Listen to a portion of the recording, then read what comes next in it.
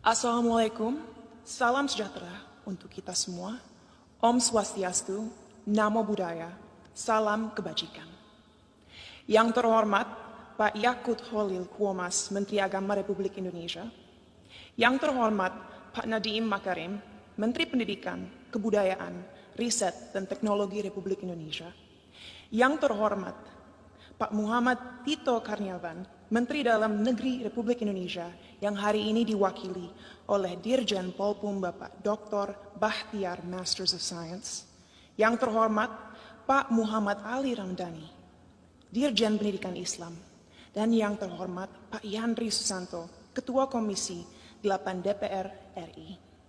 Yang terhormat semua tamu yang saya banggakan.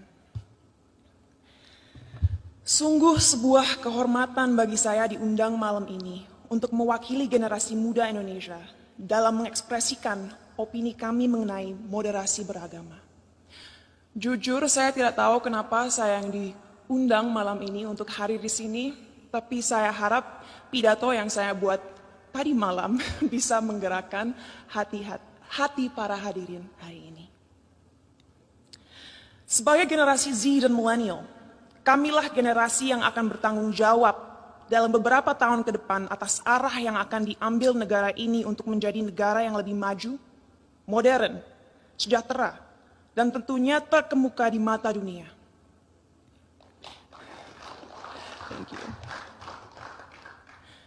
Tapi nilai-nilai apa saja yang harus kita terapkan kepada masyarakat Indonesia agar mimpi-mimpi ini bisa terrealisasi? Pada saat ini, kita dalam situasi sulit, di mana adanya polarisasi dalam opini masyarakat. Terlihat jelas bahwa adanya ketidaksepakatan tentang apa yang dibutuhkan negara ini agar bisa benar-benar menjadi kesatuan yang kuat. Dalam satu sisi, generasi muda sekarang mempunyai keinginan besar untuk mempromosikan budaya dan identitas bangsa.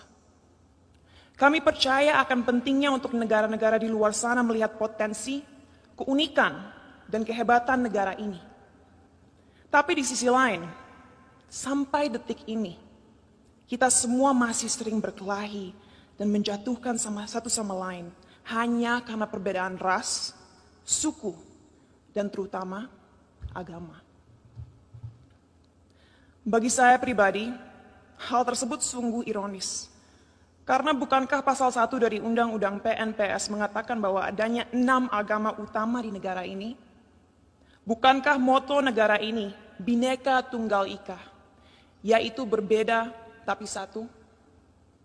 Tapi mengapa walaupun dengan fondasi negara yang begitu memeluk perbedaan dan toleransi, tetap saja masih ada konflik? Apa yang membuat agama mampu membuat kita melupakan inti dari identitas bangsa ini? Sebagai lulusan psikologi dan sastra Jerman, saya dari dulu memiliki kuriositas terhadap cara berpikir manusia. Oleh karena itu, pengetahuan tersebut saya perdalam dengan mempelajari filosofi. Sampai detik ini, saya tidak akan pernah lupa akan apa yang dikatakan oleh salah satu filsafat paling berpengaruh sepanjang masa, yaitu René Descartes. Ia mengatakan, manusia adalah makhluk yang finite atau terbatas, sedangkan Tuhan adalah sosok yang infinite atau tidak terbatas. Oleh karena itu, bagaimana kita sebagai makhluk yang terbatas merasa mempunyai kemampuan untuk mengerti sesuatu yang jauh di luar kapasitas kita? Bagaimana kita sebagai makhluk yang terbatas bisa memahami esensi dari sesuatu yang tidak terbatas?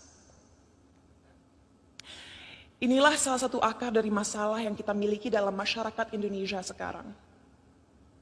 Karena pemahaman yang terbatas dan pemikiran yang tidak kritis, orang-orang terjebak dalam cara berpikir di mana mereka telah memanusiakan Tuhan.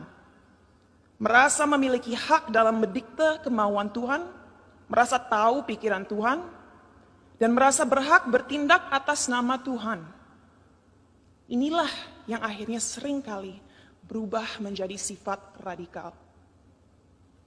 Dalam perbincangan saya beberapa waktu lalu dengan Habib Hussein Jafar, kami berdua sepakat bahwa bahaya yang masyarakat kita alami sekarang adalah mengatasnamakan Tuhan untuk kepentingan pribadi. Menyesatkan generasi penerus bangsa dengan prinsip hidup yang sebenarnya tidak ada dalam Holy Scriptures atau kitab suci agama. Kenapa bisa seperti itu? Karena kita kurang membimbing dan memberikan masyarakat tools yang dibutuhkan agar bisa memahami sebuah ajaran dengan akal kritis. Sehingga mereka menjadi tersesat dalam cara berpikir mereka dan lupa akan pentingnya menyeimbangi segala ilmu yang dipelajari dan dimiliki dengan nilai-nilai yang ada dalam budaya, sains, ataupun aliran pemikiran lainnya. Saat saya masih bersekolah dulu, saya ingat sekali diharuskan untuk membaca kitab suci berbagai agama dari segi literatur dan juga filosofi. Sehingga saya diberikan kesempatan untuk bisa memahami keindahan setiap agama dan sadar bahwa pada akhirnya fungsi terbesar agama adalah satu, yaitu untuk membimbing kompas moral manusia, untuk mengingatkan manusia bahwa kita harus memperlakukan satu sama lain dengan hormat, bahwa kita harus bersyukur dan bahwa kita semua harus sadar bahwa waktu kita di dunia ini hanyalah singkat dan terbatas. Oleh karena itu, ingatlah untuk selalu menjadi seseorang yang rendah hati dan siap membantu satu sama lain. Jadi, apa yang harus dilakukan ke depannya agar bisa melawan segala kebohongan yang ada? Apa yang kita bisa lakukan untuk memberdayakan rakyat bangsa ini? Saya rasa jawabannya cukup jelas. Satu, penting sekali kita segera mengingatkan kembali saudara-saudara kita akan indahnya, kayanya, dan uniknya budaya-budaya yang kita miliki di negara ini. Sejak usia dini penting kita mengenalkan budaya negara ini tidak hanya di sekolah, tapi juga melalui media dan semua platform digital yang ada. Sebuah hal yang krusial untuk disadari bagi generasi muda akan relevannya budaya kita di dunia yang semakin modern. Our culture is cool, not old school. Kedua, ajaran agama yang ada dalam sistem pendidikan harus adil dalam merepresentasikan agama-agama yang ada di negara ini. Agar orang-orang bisa mengerti sejak usia muda bahwa semua agama itu mengajarkan kebaikan dan tidak seharusnya kita melecehkan dan menyakiti satu sama lain hanya karena sebuah perbedaan. Ketiga, critical thinking, critical thinking, critical thinking.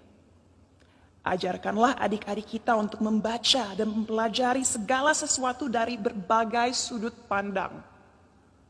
Biarkanlah mereka bertanya. Tumbuhkanlah rasa ingin tahu mereka sehingga mereka tidak mudah dipengaruhi dan dijajah pikirannya. Dan terakhir, gunakanlah teknologi yang semakin canggih sebagai alat yang dapat terus menyebarkan nilai-nilai toleransi. Agar negara ini bisa kembali menjadi Indonesia sejati.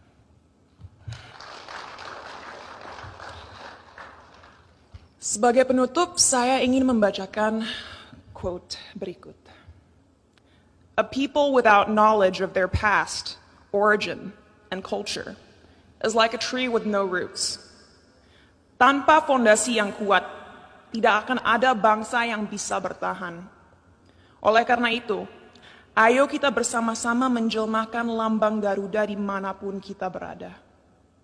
Mari kita taat dalam beragama agar menjadi manusia yang bermoral, tapi mari kita juga merangkul budaya Indonesia untuk membimbing identitas bangsa. Terima kasih.